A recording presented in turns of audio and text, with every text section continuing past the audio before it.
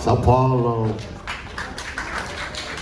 So I would like you to share a story I read in an interview about the day Brian May, the mighty Brian May from Queen, asked you guys to play his favorite Kiss song, and I would like you to tell what his favorite Kiss song is. Well, it's crazy because we never got to see, I certainly never got to see Queen when Freddie was with them, and really it was because they would be touring Europe almost all the time, and we were touring the States, so we never got a chance to cross paths. And then in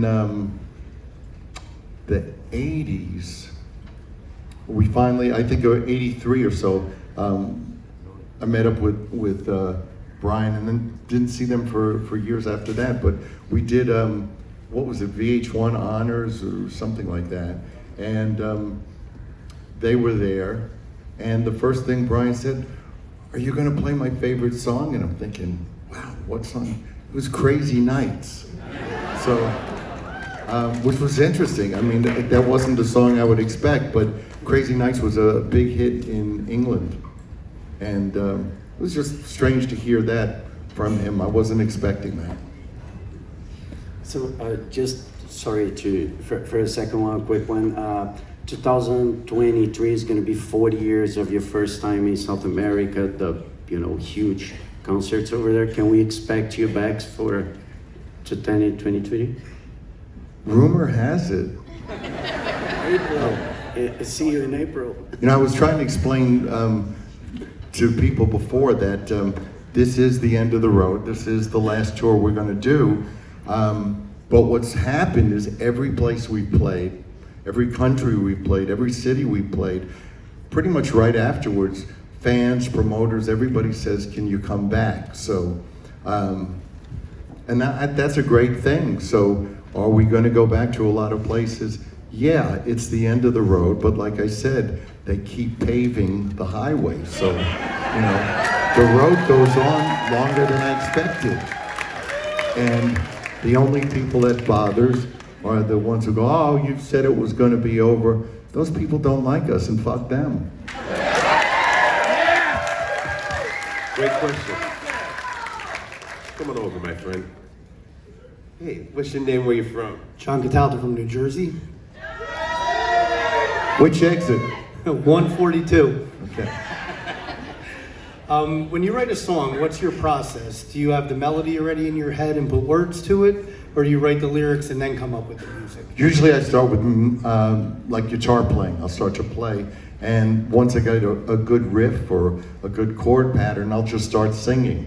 And whatever comes out usually organically becomes the basis, and then it's like a puzzle and you're filling in the blanks. So that's usually how it's done.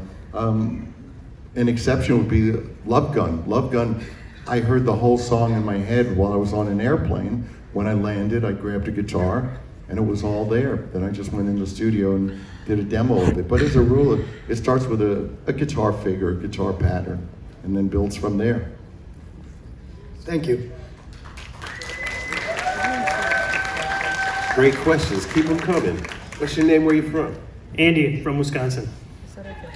So Paul, the song Tonight You Belong to Me off the 78 solo album has so much feeling in the vocal. It's one of my favorite songs that you've ever written.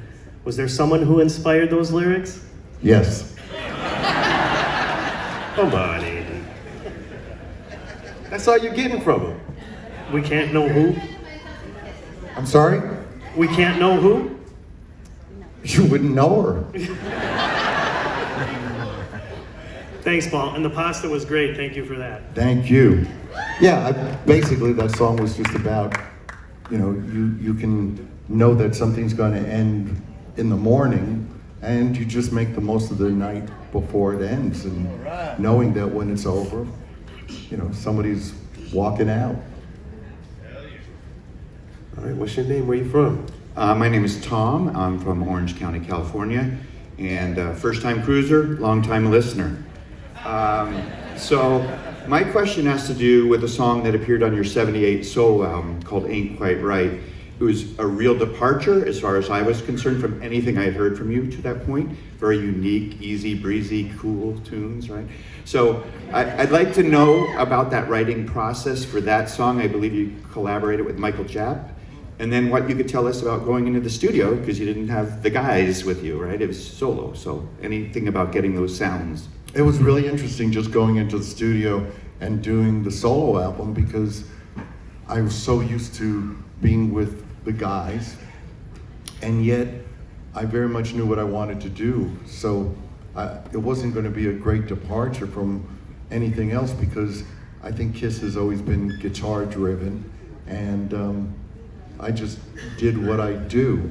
I took a couple of turns and went a little off center for some songs, Ain't Quite Right or Together as One,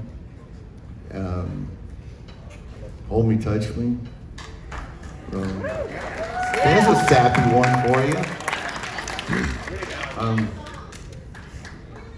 That's about it.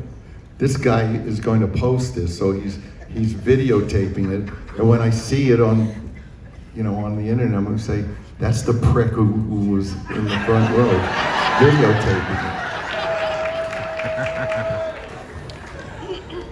And it's so great because he gets a great view of my nostrils. That's yeah. And again, could you tell us anything about the recording of the song itself and getting those? No? Just turn the guitar down a little bit. No. Okay, well, great song. Thanks a lot. Thank you. Thank you. Keep the good questions coming. Come on in. Paul, you comfy up there? How's the boat motion? Is that all right for you? Yeah, probably not. All right, what's your name? Where you from? I'm Stacy DeVille. I'm from Saskatoon. Cool. I'm in a band called Stacy DeVille. How original. I know, right? What was the writing process for the song Angel to You, Devil to Me by the Click Five? Who introduced you to them and why did you decide to work with them? P.S. My band's working on a song, and if you have any rhymes you can help us with. Moon Spoon, June, Oh, that's a good one. Croon. Well, a friend of mine, one of my best friends, Wayne Sharp, who manages now a couple of acts, he had this band in Boston and asked me if I would do something with them. So I did. I just got together. I like the idea of writing outside of what people know me to do. It's kind of like a challenge. So whether it's a song like Hard Luck Woman, or things that are just kind of like left field of what I would be known for doing, I like that. I like the challenge of trying to put on somebody else's identity and figure out, something that would be appropriate for them. Cool, thank you. Thanks. Great question. Come on in. I think everybody's bored.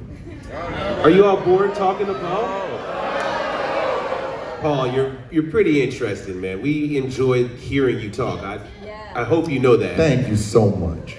It's true, right? No, I'm not BSing you. I gotta tell you, every time that I either do this or do the cooking or whatever, it blows me away. All of you show up, and I try not to be boring, but I also try to be myself, and that's all I can do for you.